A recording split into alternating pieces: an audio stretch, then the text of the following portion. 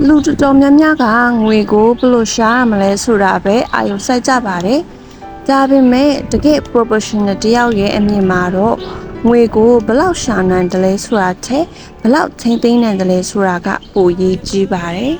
။လုပ်ငန်းတစ်ခုရဲ့အသက်သွေးကြောဟာရောင်းအားဆဲမဟုတ်ပါဘူး။ cash flow ငွေသားစီးဆင်းမှုဖြစ်ပါတယ်။ဝင်ငွေဘယ်လောက်ရှိနေပါစေလက်ချက်မှာငွေသားလက်ပတ်မှုပုံမှန်မရှိရင်အချိန်မရွေးပြောင်းလဲသွားနိုင်ပါတယ်။ဒါကြောင့်အမြတ်ထက်ဆိုင်ရင်ကျန်းမာရေးငွေကြေးလက်ပတ်မှုရှိနေဖို့ကိုအရင်ဦးစားပေးပါ။နောက်တစ်ခုက scalability ပါ။သင်ရဲ့လုပ်ငန်းဟာသင်ကိုယ်တိုင်ရှိနေမှလက်ပတ်နိုင်တာမျိုးမဖြစ်သင့်ပါဘူး။စနစ် system တွေမိဖုရားတွေနဲ့အစားထိုးပြီးသင်မရှိလဲလက်ပတ်နိုင်တဲ့အဆင့်ထိတည်ဆောက်ရပါမယ်။တကယ်လုပ်ငန်းရှင်ဆိုတာအလုပ်ထဲမှာနှိမ့်နေသူမဟုတ်ပဲအလုပ်ရဲ့အပေါ်ကနေဥဆောင်နေနိုင်သူဖြစ်ရပါမယ်။ဈေးကွက်ဟာအမြဲပြောင်းလဲနေပါတယ်။အောင်မြင်တဲ့ business expert တွေကသူတို့ရဲ့ကုန်ပစ္စည်းတွေကိုချစ်မိနေပဲ customer ရဲ့ပြဿနာကိုဖြေရှင်းဖို့ပဲအမြဲ